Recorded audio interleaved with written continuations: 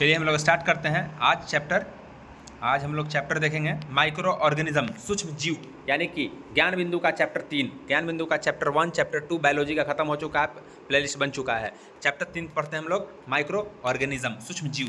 आइए क्वेश्चन पढ़ते हैं। ऐसे जीव जिन्हें सामान्यतः खुली आंखों से नहीं देखा जा सकता उसको क्या कहते हैं? सूक्ष्म जीव कहते हैं। खुली आंखों से नहीं देखा जा सकता सूक्ष्म जीव कहते हैं। जिसे देखने के लिए सूक्ष्मदर्शी की आवश्यकता पड़ती है उसे सूक्ष्म जीव यानी कि माइक्रो ऑर्गेनिज्म कहते हैं। मनुष्य की आंखों का रिजॉल्विंग पावर कितना होता है? तो 100 माइक्रोन, याद रखिएगा। 100 माइक्रो रिजॉल्विंग पावर होता है मनुष्य का। अब सूक्ष्मदर्शी का आविष्कार कौन किया था?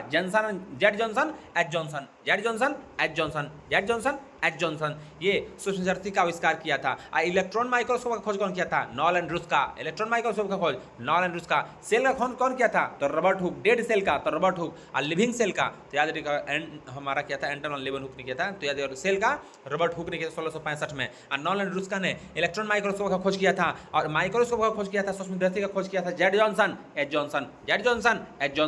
आ जाएगा संयुक्त सूक्ष्मदर्शी यानी कि कंपाउंड माइक्रोस्कोप खोज कौन किया था? लंदन एंटन वन लेवनहुक। कंपाउंड माइक्रोस्कोप एंटन वन लेवनहुक। कंपाउंड माइक्रोस्कोप खोज एंटन वन लेवनहुक ने किया था, संयुक्त सूक्ष्मदर्शी का। इलेक्ट्रॉन माइक्रोस्कोप का आविष्कार कौन किया था? नॉल एंड रूस का। वायरॉइड के खोज कौन किया? Theodore diner. वायरॉइड्स का खोज कौन किया? वायरस नहीं, वायरॉइड। वायरस अलग है, वायरॉइड्स अलग है। तो वायरॉइड्स का कौन किया? तो थियोडोर डायनर। अजय कथन वायरॉइड्स के विषय में सही नहीं है, तो सब विषय सही है वो पढ़ लेते हैं। तो वायरॉइड्स क्या होता है? सिंगल स्ट्रैंडेड आरएनए का मॉलिक्यूल होता है। वायरॉइड्स क्या होता है? सिंगल स्ट्रैंडेड आरएनए का मॉलिक्यूल होता है हमारा वायरॉइड्स की खोज कौन किया था? Theodore diner. यह केवल पौधे पर पाया जाता है। वायरॉइड्स कहाँ पाया जाता है? केवल पौधे पर। वायरॉइड्स कहाँ पाया जाता है? तो केवल पौधे पर पाया जाता है और कई प्रकार की बीमारियां पैदा करता है। कौन गलत है? तो वायरॉइड्स के अणु एक पौधे से दूसरे पौधे में स्थानांतरित नहीं हो सकते हैं, गलत है। वायरॉइड्स एक पौधे से दूसरे पौधे पर हो जाता है, केवल पौधे पर पाया जाता है। हमारा वायरॉइड्स केवल पौधे पर पाया जाता है और एक पौधे से दूसरे पौधे पर जा सकता है। और जो हमारा वायरॉइड्स होता है वो सिंगल स्ट्रैंडेड आरएनए से का मॉलिक्यूल है, सिंगल स्ट्रैंडेड आरएनए का मॉलिक्यूल होता है। और वायरॉइड्स जो होता है परपोसी के एंजाइम के मदद से गुणन रिप्लिकेशन करता है। वायरॉइड्स क्या करता है? तो हमारा परपोसी किस पे रहता है? परपोसी किसको कहते हैं? यानी कि जिस पे रहेगा, यानी कहाँ रहता है? तो प्लांट पर, केवल प्लांट पे। तो प्लांट के एंजाइम जो होता है उसको रिप्लिकेशन करता है, यानी कि गुणन करता है।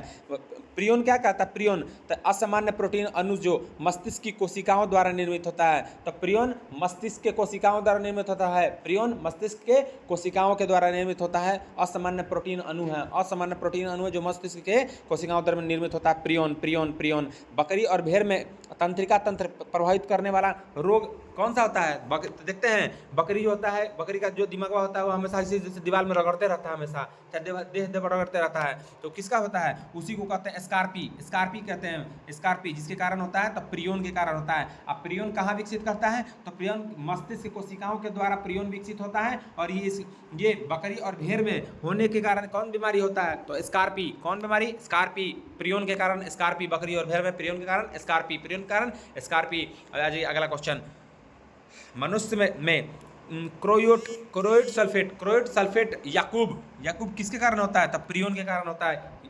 याकूब क्रोइडफेल्ट याकूब प्रियोन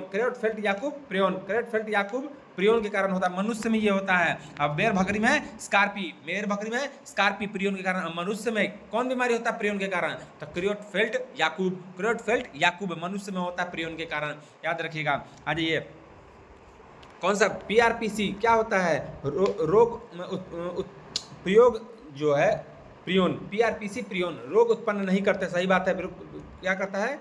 हमारा रोग उत्पन्न नहीं करता। पीआरपीएससी उत्पन्न करने वाले रोग उत्पन्न करने वाला होता है। पीआरपीएससी रोग उत्पन्न करता है और पीआरपीसी उत्पन्न नहीं करता है। प्रियोन कितने अमीनो एसिड में जुड़े होता है? प्रियोन 254 एमिनो एसिड में बने होते हैं। प्रियोन 254 एमिनो एसिड, प्रियोन 254 में जुड़े होते हैं। गाय बैल में होने वाले मेड काऊ बीमारी बीएसई का कारण कौन है? मेड काऊ बीमारी। गाय बैल में मेड काऊ बीमारी प्रियोन। गाय में बैल में कौन बीमारी होता है? तो प्रियोन के कारण होता है। कौन सा बीमारी? मेड काऊ बीमारी। अजय सूक्ष्मजीव का खोज एंटन वन लीवनहुक। और याद रखिएगा और कंपाउंड माइक्रोस्कोप का खोज कौन किया था? एंटन वान लीवनहुक। एंटन वान लीवनहुक कंपाउंड माइक्रोस्कोप, एंटन वान लीवनहुक। और सूक्ष्मजीवी का खोज एंटन वान लीवनहुक। माइक्रोबायोलॉजी का जनक कौन है? माइक्रोबायोलॉजी का जनक एंटन वान लीवनहुक। एंटन वान लीवनहुक माइक्रोबायोलॉजी का जनक, सूक्ष्मजीव का खोज एंटन वान लीवनहुक ने किया था। आ जाइए, हमारा सूक्ष्म जीव के श्रेणी में सभी एक कोशिकीय जीव है, एकदम सही बात है। सूक्ष्म जीव होता है वो एक कोशिकीय जीव होता है, और कुछ बहुकोशिकीय सजीव, कवक, कुछ शैवाल भी सूक्ष्म जीव के श्रेणी में आते हैं। मतलब बहुत सारा सूक्ष्म जीव एक कोशिकीय होगा, सही बात है, लेकिन कुछ बहुकोशिकीय में कुछ बहुकोशिकीय भी सूक्ष्म जीव हो सकते हैं, जैसे कि कवक और कुछ शैवाल। कवक और कुछ शैवाल सूक्ष्म जीव सर्वव्यापी होते हैं, मतलब कहीं भी रह सकते हैं, कहीं भी निवास कर सकते हैं सूक्ष्म जीव, माइक्रो ऑर्गेनिज्म, और सभी प्रकार के जलवायु और परिस्थिति में पाए जाते हैं। क्या? सर्वव्यापी और सभी प्रकार के जलवायु परिस्थिति में पाए जाते हैं सूक्ष्म जीव। आगे ये सभी वायरस परिजीवी होते हैं, सही है, सभी वायरस परिजीवी होते हैं। और वायरस भोज्य पदार्थ के लिए परपोषी पर निर्भर होता है। वायरस भोज्य पदार्थ के लिए परपोषी पर निर्भर होता है। वायरस प्रोटीन और न्यूक्लिक एसिड से मिलकर बने होते हैं। वायरस प्रोटीन और न्यूक्लिक एसिड से मिलकर बने होते हैं। वायरस से श्वसन क्रिया होती है, गलत है, यही क्वेश्चन गलत है। डी, वायरस श्वसन की क्रिया नहीं होती है उसमें। वायरस प्रोटीन और न्यूक्लिक एसिड से मिलकर बना होता है। और वायरस भोज्य पदार्थ के लिए परपोषी पर निर्भर करता है, परपोषी पर, होस्ट पर निर्भर करता है। और सभी वायरस परिजीवी हैं, सभी वायरस परिजीवी हैं। होस्ट कोशिका के बाहर वायरस जब कण के रूप में रहता है तब उसे क्या कहते हैं? विरियान। विरियान। जब होस्ट कोशिका के बाहर, होस्ट जो होता है कोशिका के बाहर वायरस जब कण के रूप में रहता है तो उसे क्या कहते हैं? विरियान। विरियान कहते हैं। यानी कि मान लीजिए वायरस है, वायरस जब किसी भी होस्ट पे, परिजीवी पे जाएगा तभी वो सजीव के में निवास करेगा, तभी अपना रिप्लिकेशन करता है। और जब नहीं जाएगा तो उस विरियन कहाँ रहता है? तो क्या कहते हैं? उसको विरियान कहते हैं। होस्ट कोशिका के बाहर वायरस जब कण के रूप में रहता है, कण के रूप में, वायरस कण के रूप में विरियान, वायरस कण के रूप में विरियान। विरियान, विरियान। और वायरस द्वारा उत्पन्न बीमारी का अध्ययन सर्वप्रथम किसने किया था? तंबाकू के पे किया गया था। वायरस का अध्ययन सबसे पहले तंबाकू पे किया था। मोजैक बीमारी वायरस द्वारा सर्वप्रथम किसने तंबाकू पे मोजैक बीमारी से वायरस की खोज की थी? कौन प्रथम? आयोनोवस्की। रोगी से पौधे से, सर्वप्रथम रोगी पौधे से वायरस को रवेदार क्रिस्टलाइन फॉर्म, क्वेश्चन पूछता है कि वायरस का क्रिस्टलाइन फॉर्म का खोज कौन किया? स्टैनले। वायरस का क्रिस्टलाइन फॉर्म का खोज कौन किया? स्टैनले। सर्वप्रथम रोगी पौधे से वायरस के रवेदार रूप, यानी कि वायरस का कौन सा रूप? क्रिस्टलाइन फॉर्म का प्राप्त करने वाला वैज्ञानिक था Stanley. Virus crystalline form Stanley. याद रखिएगा। आ जाइए, वायरस न तो प्रोकैरियोटिक है और वायरस न ही यूकैरियोटिक है। अब ना ही प्रोकैरियोटिक ना ही यूकैरियोटिक है वायरस के श्वसन नहीं होता है, एकदम सही है। वायरस में श्वसन नहीं होता है। वायरस केवल जीवित कोशिकाओं में ही जनन कर सकते हैं, एकदम सही है। वायरस केवल जीवित कोशिकाओं में ही जनन करते हैं। टोबैको मोजैको वायरस में न्यूक्लिक एसिड होता है, सही बात है। आरएनए में होता है। टोबैको मोजैक वायरस में आरएनए होता है। टोबैको मोजैक वायरस में आरएनए होता है। बीमारी वायरस द्वारा नहीं होती है। तो डिप्थेरिया के साथ डीपीटी, डिप्थेरिया, पर्टोसिस, टेटनस, ये सारा का सारा किससे होता है?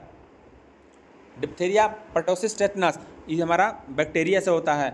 Diphtheria, pertussis, tetanus. और ये चेचक, हर्पीज, इन्फ्लुएंजा, ये वायरस से होता है। तो कौन वायरस से नहीं होता था? डिप्थेरिया वायरस से नहीं होता है। कौन होता है? चेचक virus, influenza virus, herpes virus. और सर्वप्रथम विषाणु की खोज कौन किया था? इवानोवस्की। तंबाकू पर किया था, मोजैक रोग के द्वारा किया था। तंबाकू पर इवानोवस्की ने खोज किया था। विषाणु माना जाता है ना ही सजीव निर्जीव के बीच का ट्रांजिशनल ग्रुप किसे कहते हैं? तो विषाणु को कहते हैं। विषाणु यानी कि वायरस। सजीव और निर्जीव के बीच में ट्रांजिशनल ग्रुप वायरस। HIV द्वारा होने वाला रोग एड्स, HIV द्वारा एड्स कहते हैं। ह्यूमन इम्यूनोडेफिशिएंसी वायरस द्वारा होता है कौन रोग? एड्स होता है। HIV द्वारा एड्स के कारण T4 लिम्फोसाइट की कमी, एड्स का कारण है T4 लिम्फोसाइट की कमी हो जाती है। जब किसी को एड्स होता है तो क्या होता है? T4 लिम्फोसाइट की कमी। एड्स फैलता है शारीरिक संपर्क से। एड्स देने वाला वायरस की पहचान किस वर्ष की थी? 1981। एड्स की पहचान 1981।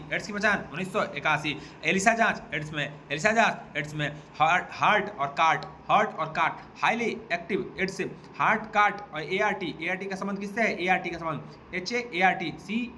ART का संबंध एड्स से।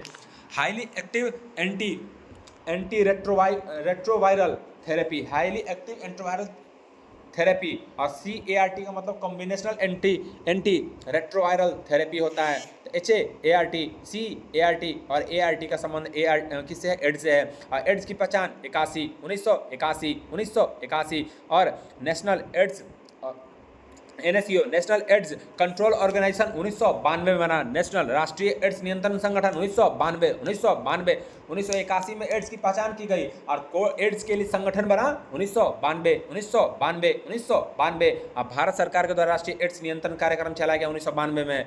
भारत सरकार के द्वारा क्या चलाया गया? 1992 में ही राष्ट्रीय एड्स नियंत्रण कार्यक्रम, एड्स की नियंत्रण कार्यक्रम 1992। तो एड्स की पहचान 1981 और एड्स के लिए एक ऑर्गेनाइजेशन संगठन बना 1992। अब भारत एक कार्यक्रम चला एड्स की पहचान के लिए, एड्स नियंत्रण के लिए कार्यक्रम चला 1992।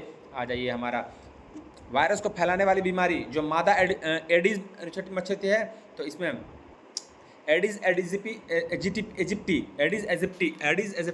वायरस मच्छर है कौन सा? तो ये सभी है, यानी कि पीत ज्वर, पीला ज्वर, चिकनगुनिया और डेंगू तीनों फैलाता है कौन? मादा एडिस एजिप्टी फीमेल एडिस मच्छर डेंगू फैलाता है, पीत ज्वर फैलाता है, चिकनगुनिया फैलाता है। और जापानी इन्फ्लुएंजा से विषाणु जनित रोग है। जापानी इन्फ्लुएंजा कैसा है रोग है? तो वायरस जनित रोग है। जापानी इन्फ्लुएंजा वायरस जनित रोग है। पढ़ रहे हैं? जापानी इन्फ्लुएंजा वायरस जनित रोग है। जापानी इन्फ्लुएंजा रोग कौन सा सही है? तो याद रखिएगा विषाणु से होता है। जापानी इन्फ्लुएंजा विषाणु से होता है। अब कौन मच्छर से काटने से? तो क्यूलेक्स प्रजाति के मच्छर काटने से। जापानी इन्फ्लुएंजा क्यूलेक्स मच्छर के काटने से होता है और ये विषाणु से होता है और रोग सुअरों के माध्यम से फैलता है। जापानी इन्फ्लुएंजा किस सुअरों से फैलता है और क्यूलेक्स मच्छर के काटने से होता है। क्यूलेक्स मच्छर काटने से है और जापानी इन्फ्लुएंजा सुअरों के माध्यम से फैलता है। इंजाइम नहीं है, वायरस इंजाइम नहीं है, वायरस में इंजाइम नहीं होता है। विषाणु पौधे कर सकते हैं, विषाणु वृद्धि कर सकते हैं केवल जीवित कोशिका में। विषाणु निर्जीव माने जाते हैं क्योंकि इसमें क्रिस्टलाइन हो सकते हैं। कौन कहा था? वायरस का क्रिस्टलाइन फॉर्म स्टैनले, वायरस का क्रिस्टलाइन फॉर्म स्टैनले। और वायरस निर्जीव होते हैं क्योंकि क्रिस्टलाइन फॉर्म होते हैं, श्वसन नहीं लेते हैं और कोशिका के बाहर अपने उपजैविक क्रिया नहीं होती है। आज ये क्वेश्चन नंबर 42। विषाणु सजीव माने जाते हैं क्योंकि इसमें आकार, विषाणु को निर्जीव के माने जाते हैं वो पढ़ लिए। अब मानते हैं कि सजीव, विषाणु को सजीव क्यों मानते हैं? क्योंकि आकार और संरचना भिन्न भिन्न होती है। जनन कर सकते हैं, विषाणु जनन कर सकते हैं। इसमें उत्परिवर्तन की क्षमता होती है, विषाणु में उत्परिवर्तन की क्षमता होती है। TMV क्या है? TMV वायरस है। TMV tobacco mosaic virus. SARS क्या है? वायरस जनित रोग है। सार्स वायरस से। मोजाइक डिजीज का कारक तत्व है वायरस। मोजाइक डिजीज वायरस से। Tobacco mosaic virus. किस रोग का कारण वायरस है? तो आलू का लीफ रोल क्वेश्चन पूछेगा। लीफ रोल आलू में, लीफ रोल वायरस से आलू में, लीफ रोल वायरस से आलू में, लीफ रोल वायरस से आलू में। पित्तसीरा मोजाइक भिंडी में, पित्तसीरा मोजाइक भिंडी में ये वायरस से होता है पित्त मोजाइक रोग। और लीफ कर्ल टमाटर में, लीफ कर्ल वायरस से टमाटर में। लीफ कर्ल, लीफ रोल बोले तो रोल आलू रोल होता है, तो लीफ रोल आलू में, लीफ कर्ल टमाटर में, लीफ कर्ल टमाटर में। और भिंडी में पित्तसीरा मोजाइक होता है, यानी कि 4 ऑप्शन सही है। वायरस होता है। विषाणु होता है न्यूक्लिक एसिड और प्रोटीन से। वायरस किससे बनता है? न्यूक्लिक एसिड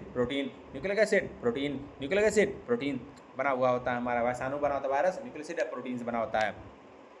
वायरस की संरचना में प्रोटीन का खोल जो न्यूक्लिक एसिड के चारों तरफ रहता है उसको क्या कहते हैं? तो वायरस की संरचना जो न्यूक्लिक एसिड के खोल चारों तरफ रहता है कैप्सिड। वायरस के चारों ओर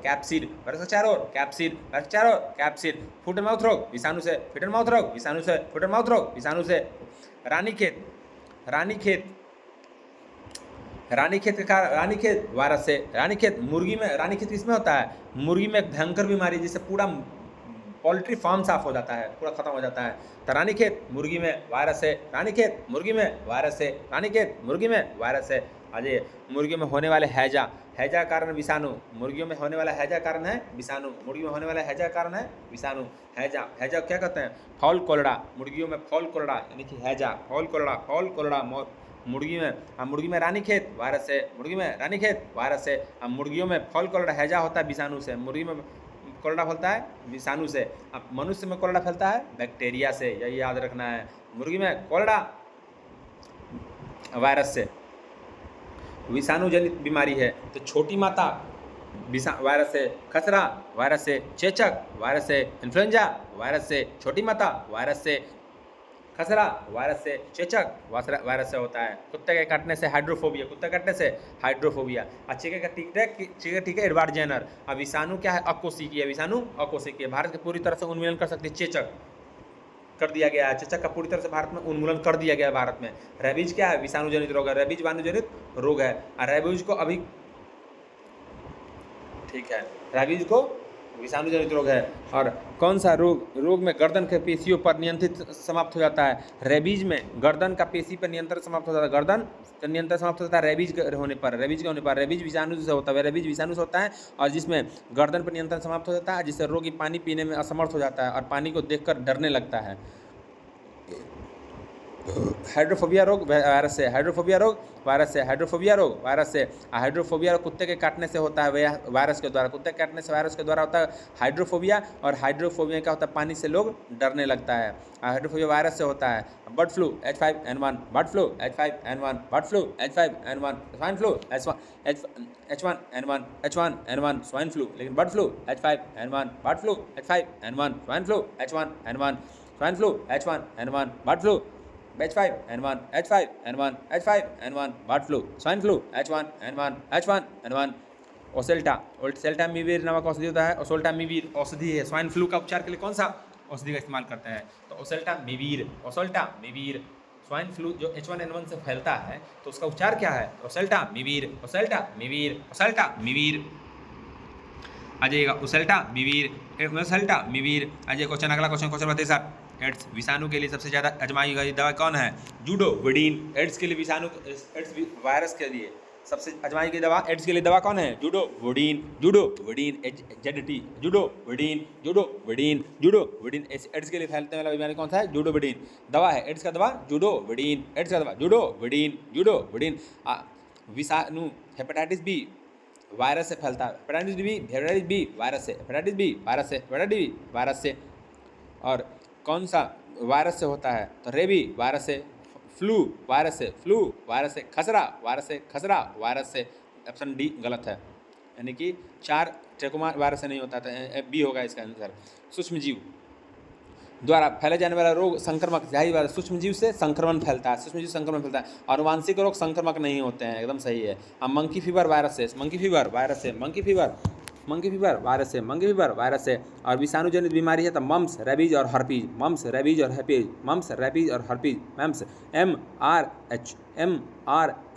नहीं MRH। मम्स, रेबीज और हर्पीज वायरस से होता है, याद रखिएगा। हमारा कौन सा एड्स का संचरण है? एड्स का संचरण किससे कैसे होता है? लैंगिक संभोग से होता है एड्स संचरण होता है। रक्तदान से एकदम संचरण होता है।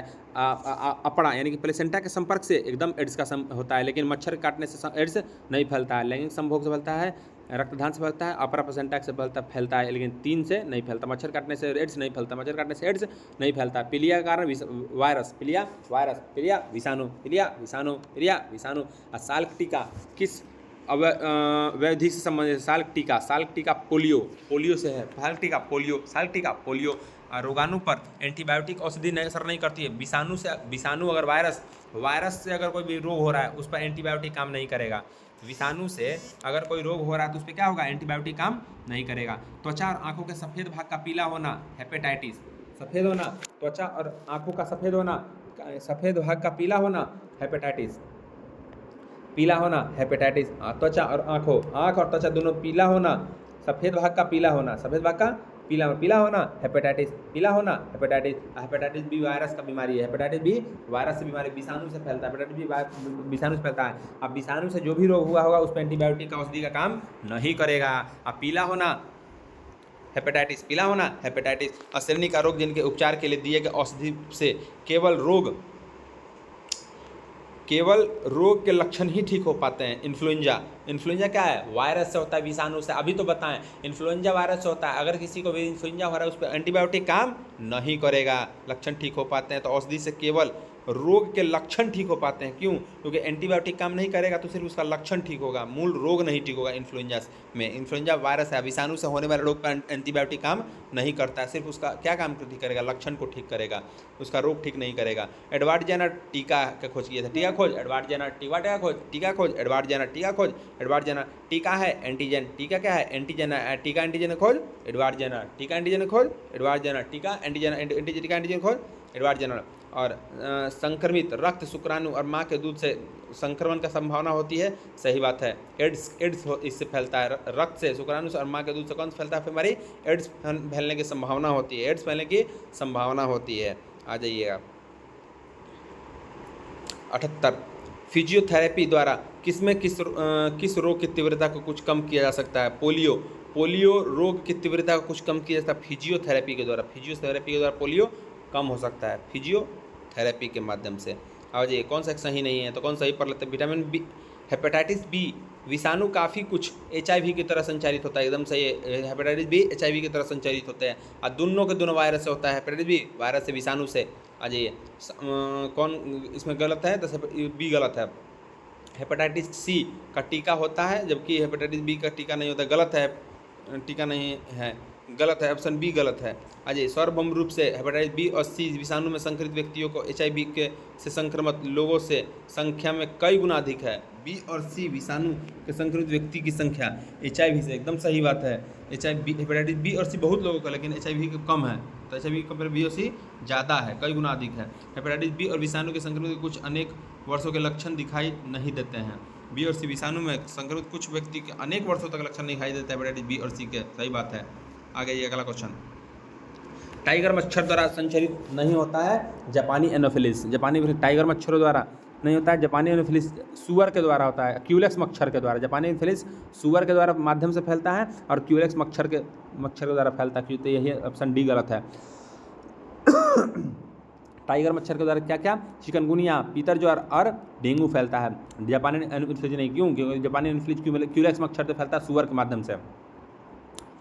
स्मॉल पॉक्स, चेचक, वेरी ओला, ओला चेक करेगा, ओला चेक करेगा, ओला वेरी ओला वायरस से चेक करेगा, ओला वेरी ओला। सही नहीं है। तो मिक्सो वायरस प्लेग गलत है, यही गलत है। तो क्या सही है? वेरी ओला खसरा, वेरी ओला खसरा, वेरी ओला रूबी ओला खसरा, रिबी ओला खसरा, वेरी ओला चेचक, वेरी ओला चेचक। वेरी सेला, सेल करेगा छोटी माता सेला सुनाएगा, छोटी माता सेला। वेरी ओला वेरी सेला, वेरी ओला वेरी सेला, वेरी ओला वेरी सेला, वेरी ओला चेचक से होता है। वेरी ओला चेचक, वेरी सेला छोटी माता, वेरी सेला छोटी माता। अब पीलिया यकृत को, पीलिया हेपेटाइटिस यकृत को प्रभावित करता है। जॉन्डिस हेपेटाइटिस लीवर को, जॉन्डिस हेपेटाइटिस यकृत को, जॉन्डिस हेपेटाइटिस यकृत को। हेपेटाइटिस होने पर कौन प्रभावित होता है? यकृत। पीलिया या जॉन्डिस होने पर यकृत, याद रखिएगा। दोनों गलत है हमारा, ए और बी दोनों गलत है हमारा। चलिए आगे क्वेश्चन पढ़ते हैं। चेचक का प्रति टीकाकरण का समावेश किया जाता है जीवित प्रतिरक्षियों का। चेचक का प्रति टीकाकरण से क्या होता है? तो जीवित प्रतिरक्षियों का समावेश किया जाता है, जीवित प्रतिरक्षियों का समावेश किया जाता है चेचक का प्रति टीकाकरण में। जीवित प्रतिरक्षियों का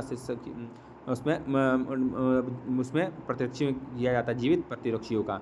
सुअरों का माध्यम से कौन सा? अभी तो बताएं कि जापानी एनोफिलिस मच्छर जो है वह सुअरों के माध्यम से फैलता है, क्यूलेक्स मच्छर के काटने से। जापानी एनोफिलिस सुअरों के माध्यम से फैलता है, रियासी क्षेत्र में दूर रखने जापानी एनोफिलिस किस मच्छर से फैलता है? तो जापानी एनोफिलिस सुअरों के माध्यम से फैलता है और क्यूलेक्स मच्छर काटने से फैलता है। रेबीज के वायरस से संक्रमित कुत्ते किस प्रकार का व्यवहार दर्शाते हैं? तो कुत्ते रेबीज के काटने से कुत्ते में क्या, कुत्ता काटने से क्या होता है? रेबीज। और रेबीज किसी को फैला तो गर्दन के मांसपेशी पर काम नहीं करेगा, एकदम सही काम नहीं करेगा। पानी से डर लगेगा, उसको हाइड्रोफोबिया हो जाएगा। और कुत्ते अत्यंत क्रोधित और उग्र हो जाते हैं। कुत्ते अत्यंत क्रोधित और रेबीज के वायरस में कुत्ते किस प्रकार का व्यवहार करते हैं? तो रेबीज होने के कारण कुत्ता जो होता है वो क्रोधित और उग्र हो जाता है। रेबीज से कुत्ता क्रोधित और उग्र हो जाता है और कुत्ते सुस्त और मौन होकर भी किसी एकांत स्तर पर जाकर पड़े रहते हैं। दोनों संभव है, या तो क्रोध उग्र हो जाएगा या तो शांत हो जाएगा, दोनों संभव है। घात करो छिप जाओ, कौन विषाणु कहते हैं? RSV विषाणु, RSV घात करो छिप जाओ, RSV वायरस को कहते हैं घात करो छिप जाओ, RSV घात करो छिप जाओ, RSV। अगला क्वेश्चन, डेंगू बुखार में मानव शरीर में किसी कमी हो जाती है, डेंगू बुखार में प्लेटलेट्स की कमी हो जाती है। डेंगू बुखार में क्या होता है, प्लेटलेट्स की कमी हो जाता है। डेंगू बुखार में प्लेटलेट्स की कमी हो जाता है। डेंगू बुखार में जीका वायरस घात करो छुप जाओ, घात करो छुप जाओ, कौन सा वायरस है, आरएसबी वायरस को घात करो छुप जाओ, आरएसबी वायरस होता है, याद रखिएगा। और डेंगू बुखार में क्या होता है, प्लेटलेट्स घट जाता है। और जीका वायरस मनुष्य में एडिस मच्छर के द्वारा संचारित होता है। जीका वायरस मनुष्य में एडिस मच्छर के द्वारा संचारित होता है। जीका वायरस मनुष्य में एडिस मच्छर के द्वारा संचारित होता है। जीका वायरस मनुष्य में एडिस मच्छर के द्वारा संचारित होता है। एडिस मच्छर के द्वारा संचारित होता है जीका वायरस। एडिस मच्छर, जीका वायरस मनुष्य में एडिस मच्छर के द्वारा संचारित होता है। जीका वायरस मनुष्य में एडिस मच्छर के द्वारा, जीका वायरस एडिस मच्छर, जीका वायरस एडिस मच्छर के काटने से फैलता है। एडिस मच्छर, जीका वायरस एडिस मच्छर के काटने से फैलता है। और जीका वायरस मनुष्य के किस भाग को प्रभावित करता है, तो तंत्रिका तंत्र को। जीका मच्छर एडिस मच्छर के काटने से फैलता है और जीका मच्छर जो है तंत्रिका तंत्र को प्रभावित करता है। जीका वायरस किसको प्रभावित करता है, तंत्रिका तंत्र को। जीका वायरस एडिस मच्छर के काटने से फैलता है। जीका वायरस जो होता है तंत्रिका तंत्र को प्रभावित करता है। जीका वायरस को कौन फैलाता है, तो जीका वायरस एडिस मच्छर फैलाता है। जीका वायरस एडिस मच्छर फैलाता है और एडिस मच्छर के द्वारा जो फैलता है जीका वायरस, और जीका वायरस तंत्रिका तंत्र को प्रभावित करता है। इबोला पश्चिमी अफ्रीका का विषाणु रोग प्रकोप है। पश्चिम अफ्रीका में इबोला और बैक्टीरियोफेज एक विषाणु है। बैक्टीरियोफेज विषाणु में पाया जाता है प्रोटीन और डीएनए। बैक्टीरियोफेज में प्रोटीन और डीएनए, बैक्टीरियोफेज एक विषाणु है, वायरस है। बैक्टीरियोफेज किससे बना होता है, तो प्रोटीन और डीएनए याद रखिएगा। HIV एड्स होने की आशंका निम्नलिखित लक्षणों में से किस एक से अधिक संभवित है, याद रखिएगा। तीव्र दीर्घस्थायी सिरोवेदना से HIV एड्स होने की आशंका लक्षणों में से अधिकांश संभावना होते हैं, तो तीव्र दीर्घस्थायी सिरोवेदना है। ये टेस्ट एंड ट्रीट नीति पर प्रारंभ किए कौन, यानी कि किस रोग के लिए टेस्ट एंड ट्रीट नीति लगाया गया, तो HIV एड्स के लिए लाया गया टेस्ट एंड ट्रीट। टेस्ट करो, अगर पाया गया तो उसको ट्रीट करो मतलब ठीक करो। टेस्ट एंड ट्रीट HIV के लिए, एड्स के लिए लाया गया। HIV के लिए टेस्ट एंड ट्रीट, HIV के लिए लाया गया था। एड्स मानव प्रतिरक्षाहीनता विषाणु HIV के द्वारा होता है, तो रेट्रोवायरस के द्वारा होता है। HIV में एड्स जो होता है HIV से फैलता है, तो कौन सा विषाणु, रेट्रोविषाणु। रेट्रोविषाणु एड्स HIV से रेट्रोविषाणु के फैलता है। एड्स HIV से रेट्रोविषाणु से फैलता है। पोलियो का टीका विकसित किया एडवर्ड साल्क। पोलियो का टीका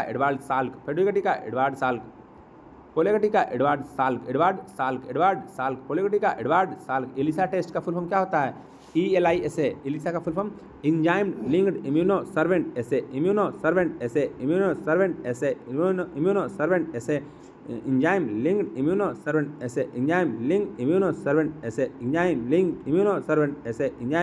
इम्यूनो सर्वेंट ऐसे होता है। एड्स चेचक व पोलियो में क्या समानता होता है, तो विषाणु होता है। एड्स विषाणु से, चेचक विषाणु से, पोलियो विषाणु से होता है। और एड्स रेट्रोवायरस से होता है। HIV के रेट्रोवायरस से होता है, एड्स होता है। जीवाणु खोज एंडरमान लेवनहोक। सूक्ष्म जीव के जनक एंडरमान लेवनहोक। और कंपाउंड माइक्रोस्कोप की खोज एंडरमान लेवनहोक। जीवाणु खोज एंडरमान लेवनहोक। सबसे प्राचीन जीवाणु को किस वर्ग में सम्मिलित किया गया है, तो आर्कीबैक्टीरिया में। सबसे प्राचीन जीवाणु को आर्कीबैक्टीरिया में सर्वप्रथम किसने यह मत व्यक्त किया कि जीवाणुओं में से रोग फैलते हैं, तो लुई पास्चर और कोच। सर्वप्रथम किसने यह मत व्यक्त किया कि जीवाणु से रोग फैलते हैं, तो लुई पास्चर कोच ने सर्वप्रथम यह मत दिया कि जीवाणु से रोग फैलते हैं, लुई पास्चर कोच। जीवाणु से रोग फैलते हैं, लुई पास्चर कोच ने कहा था। जीवाणु होते हैं रसायन संश्लेषी, परपोषित और प्रकाश संश्लेषी। जीवाणु क्या होता है, प्रकाश संश्लेषी भी होता है, परपोषी भी होता है, रसायन संश्लेषी भी, सभी होता है। और राइबोसोम जीवाणु में पाया 70 इस प्रकार के जीवाणु में। क्यों, क्योंकि जीवाणु क्या है, बैक्टीरिया। एक प्रोकैरियोटिक में 70 इस प्रकार के, प्रोकैरियोटिक में 70 इस प्रकार के राइबोसोम जीवाणु पाए जाते हैं।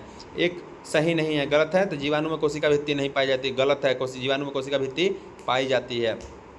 क्या है, सही है तो पढ़ लेते हैं। जीवाणु एक कोशिकीय होते हैं, सही है, जीवाणु कोशिकीय होते हैं। जीवाणु सर्वव्यापी होते हैं, हर जगह पाया जाता है, एकदम सही बात पाया जाता है। जीवाणु अकेले और समूह में पाया, सही बात है, अकेले पाया जाता है, समूह में पाया जाता है। और जीवाणु कोशिका भित्ति नहीं, अनेक जीवाणु कोशिका भित्ति पाई जाती है। जीवाणु को पौधे माना गया है क्योंकि उसमें कठोर कोशिका भित्ति होती है, जीवाणु में कठोर कोशिका भित्ति होती है, इसीलिए जीवाणु को पौधा माना गया है। क्या माना गया है? जीवाणु को पौधा माना गया, क्यों? क्योंकि जीवाणु में क्या होता है, जीवाणु में कठोर कोशिका भित्ति होती है, जीवाणु में कठोर कोशिका भित्ति होती है, इसलिए जीवाणु को पौधा माना गया है, क्योंकि जीवाणु में कठोर कोशिका भित्ति होती है। कौन कौन सही है? तो अधिकांश जीवाणु विविध पोषी होते हैं। अधिकांश जीवाणु क्या होते हैं? विविध पोषी होते हैं, किंतु कुछ स्वपोषी होते हैं। अधिक क्या होते हैं?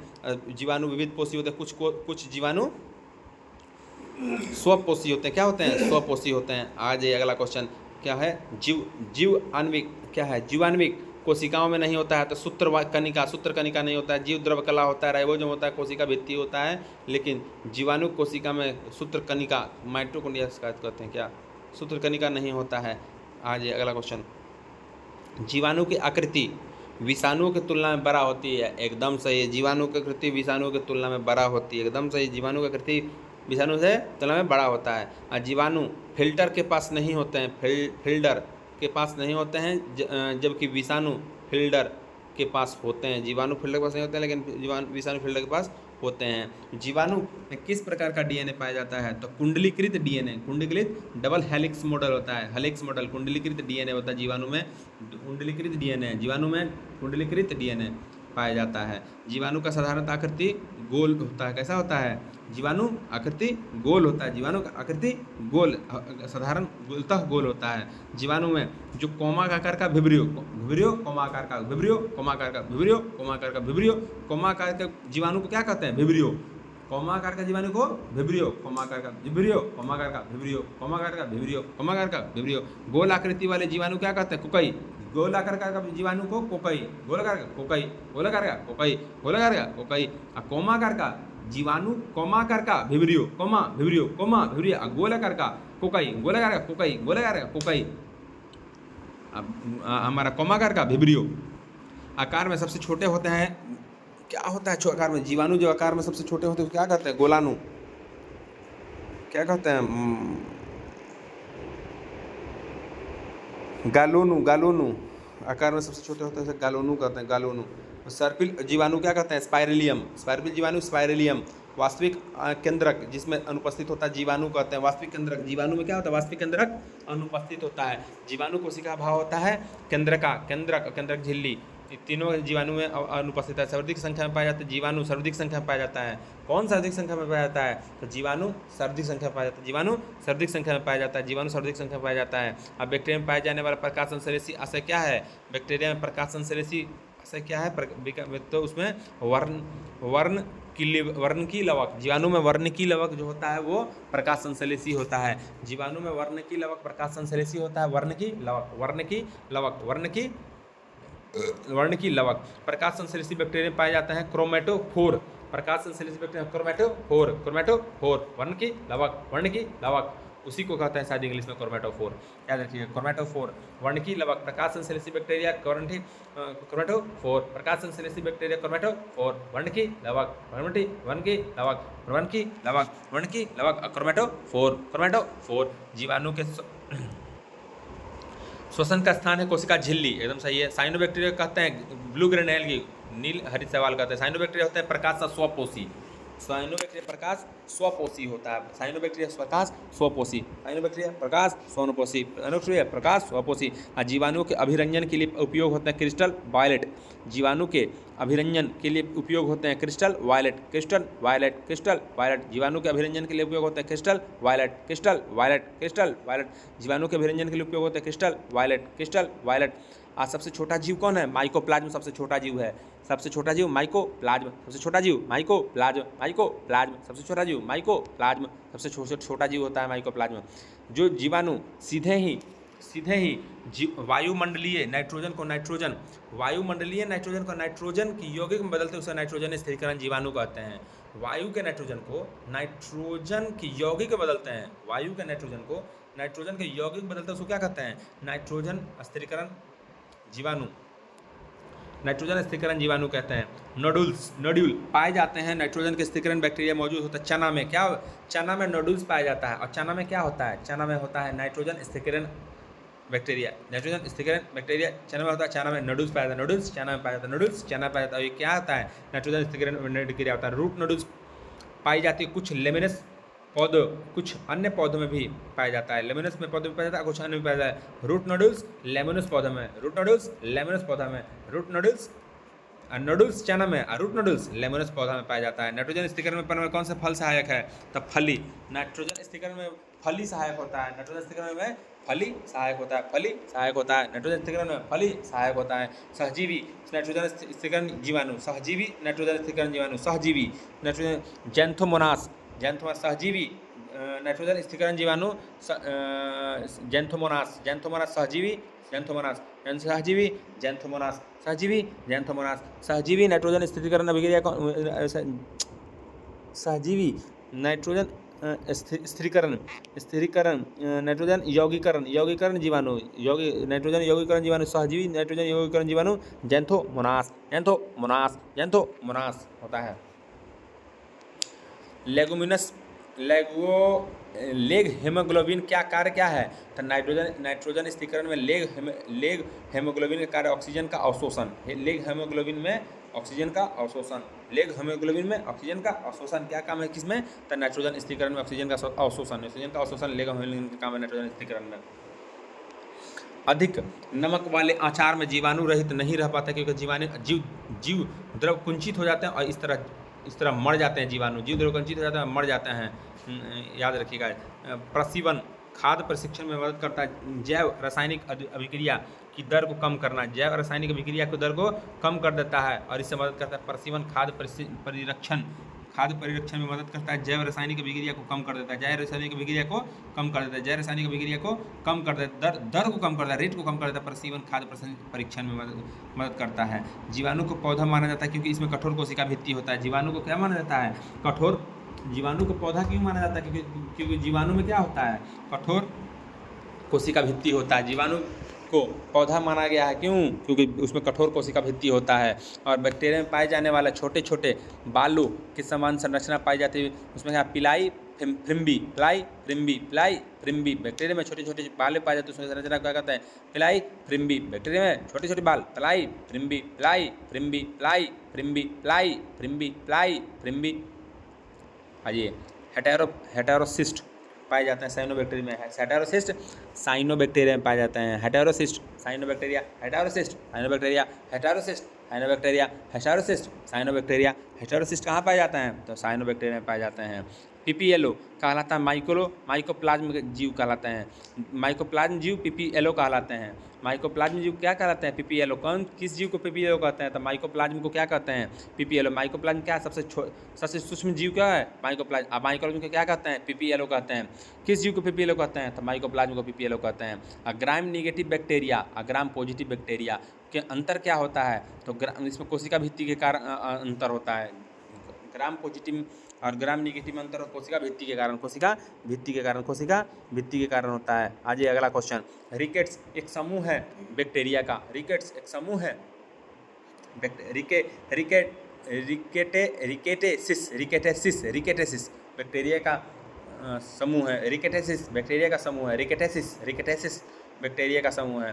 साइनोबैक्टीरिया और बैक्टीरिया में समान रूप से पाए जाते हैं न्यूक्लियोइड। साइनोबैक्टीरिया बैक्टीरिया में न्यूक्लियोइड, साइनोबैक्टीरिया बैक्टीरिया में न्यूक्लियोइड, साइनोबैक्टीरिया बैक्टीरिया में न्यूक्लियोइड, साइनोबैक्टीरिया बैक्टीरिया में न्यूक्लियोइड, साइनोबैक्टीरिया बैक्टीरिया में न्यूक्लियोइड समान रूप से पाया जाता है। न्यूक्लियोइड। मानव के आंत में एसेरेसिया कोलाई, मानव के आंत में एसेरेसिया कोलाई बैक्टीरिया पाया जाता है। मानव के आंत में कौन बैक्टीरिया पाया जाता है, एसेरेसिया कोलाई।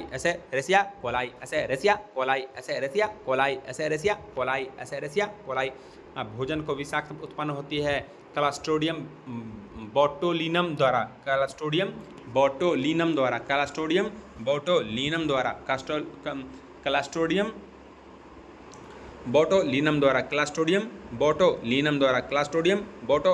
भोजन का विषाक्त उत्पन्न, भोजन जो है सड़ता गलता उससे विषाक्त निकलता है, तो किस बैक्टीरिया के द्वारा, याद रखिएगा, क्लस्ट्रोडियम बोटुलिनम,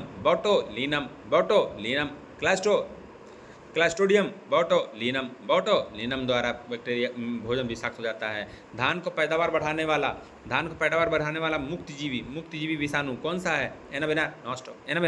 मृदा में सॉइल में धान की पैदावार बढ़ाने वाला एनाबेना नॉस्टॉक। धान का पैदावार बढ़ाता है एनाबेना। धान का पैदावार बढ़ाता है एनाबेना। दही जमाने में सूक्ष्म जीव का प्रयोग किया जाता है लैक्टोबिलासिस। दही जमाने में लैक्टोबिलासिस। चाय के पत्ती में क्यूरिंग करते हैं तो जीवाणु का उपयोग होता है। चाय के पत्तियों में क्यूरिंग में बैक्टीरिया का इस्तेमाल होता है। जीवाणु का उपयोग होता है। चाय के पत्तियों का क्यूरिंग में जीवाणु का प्रयोग होता है। क्यूरिंग में जीवाणु और चाय के पत्तियों पर जीवाणु की क्रिया से विशेष सुगंध का उत्पन्न होना क्यूरिंग। चाय के पत्तियों में क्या होता है? विशेष सुगंध आता है। तो क्यूरिंग में विशेष सुगंध आता है। क्यूरिंग कहाँ होता है? चाय के पत्तियों में क्यूरिंग होता है। क्यूरिंग होता है जीवाणु के कारण से। चाय के पत्ती में क्यूरिंग होता है, क्यूरी जीवाणु से होता है। और क्यूरिंग करने पर चाय के पत्तियों में क्या होता है? विशेष सुगंध आता है, विशेष सुगंध उत्पन्न होता है। साइनोबैक्टीरिया का उपयोग जैव उर्वरक के रूप में किया जाता है धान के खेत में। साइनोबैक्टीरिया का उपयोग धान के खेत में धान के पैदावार को बढ़ाने के लिए एनाबेना। धान के पैदावार को बढ़ाने के लिए एनाबेना। और है ना, साइनोबैक्टीरिया का उपयोग जैव उर्वरक के रूप में करते हैं धान के खेत में। साइनोबैक्टीरिया का इस्तेमाल करते हैं उर्वरक के रूप में धान के खेतों में साइनोबैक्टीरिया का प्रयोग करते हैं। आ जाइए, स्वतंत्र जीवी अवायवीय नाइट्रोजन स्थिरीकरण जीवाणु में क्लास्ट्रोडियम। अवायवीय नाइट्रोजन स्थिरीकरण में अवायवीय स्वतंत्र जीवी अवायवीय नाइट्रोजन स्थिरीकरण में क्लास्ट्रोडियम का इस्तेमाल करते हैं। अवायवीय नाइट्रोजन स्थिरीकरण में क्लास्ट्रोडियम का इस्तेमाल करते हैं। आज का लास्ट क्वेश्चन 150 क्वेश्चन है, ये 150वां नंबर क्वेश्चन है। सहजीवी स्थिरीकरण जीवाणु है कौन सा? फ्रैंकिया। सहजीवी स्थिरीकरण जीवाणु है फ्रैंकिया। सहजीवी स्थिरीकरण जीवाणु है फ्रैंकिया। सहजीवी स्थिरीकरण जीवाणु है फ्रैंकिया। सहजीवी